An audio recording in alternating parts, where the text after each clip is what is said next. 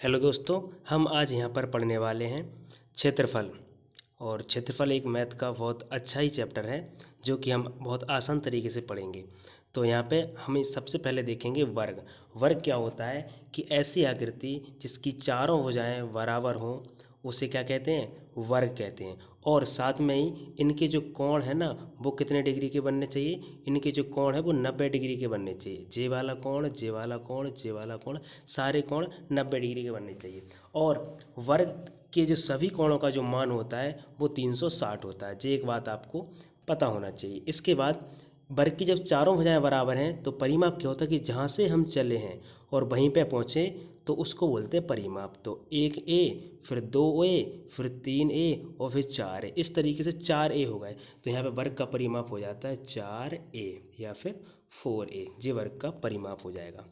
ऐसे ही हम क्षेत्रफल को देखेंगे वर्ग का। तो वर्ग का जो क्षेत्रफल, कोई भी क्षेत्रफल होता है तो लंबाई गुणा चौड़ाई होता है। तो वर्ग की जो लंबाई भी a है और चौड़ाई भी a है। तो इस प्रकार से इसका क्षेत्रफल हो जाएगा a इंटू ए, तो हो जाएगा a स्क्वायर। ये क्षेत्रफल हो जाएगा। इसके बाद हम वर्ग का विकर्ण देखेंगे। विकर्ण होता है कि एक कोने से दूसरे कोने तक की लंबाई, है ना, उसी को बोलेंगे विकर्ण। और विकर्ण आपने देखा होगा पाइथागोरस प्रमेय के अनुसार कि विकर्ण बराबर होता है अंडर रूट लंबाई और लंबाई का स्क्वायर और प्लस में आधार का स्क्वायर। तो यहाँ पे देखिए लंबाई भी ए है और आधार भी है। इस वजह से इसका जो विकर्ण हो जाएगा वो हो जाएगा ए रूट 2। क्या हो जाएगा, ए रूट 2 इसका विकर्ण हो जाएगा। इसके बाद अब हमारी नेक्स्ट आकृति स्टार्ट होती है आयत। आयत क्या होता है कि आयत में क्या होती है कि आमने सामने की भुजाएं बराबर होती हैं। लंबाई और चौड़ाई तो अलग अलग होती है लेकिन आमने सामने की भुजाएं बराबर होती हैं, उसी को हम क्या बोलेंगे, आयत बोलेंगे। तो आयत में परिमाप इसकी देखो लंबाई 2 है और चौड़ाई भी 2 है, इसलिए आ जाएगा 2 इंटू में एल लंबाई और प्लस चौड़ाई बी।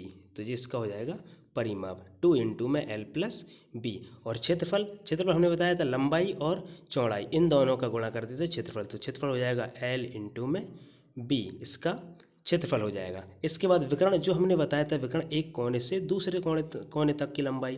तो विकर्ण हो जाएगा अंडर रूट एल स्क्वायर यानी लंबाई का स्क्वायर प्लस में बी स्क्वायर चौड़ाई का स्क्वायर। तो ये हो जाएगा इसका विकर्ण। इसके बाद नेक्स्ट जो आकृतियाँ हैं वो हम अगले वीडियो में कंप्लीट करेंगे। अगर वीडियो अच्छा लगा हो तो लाइक करें, चैनल पर नए हो तो सब्सक्राइब कर लें। जय हिंद, जय भारत।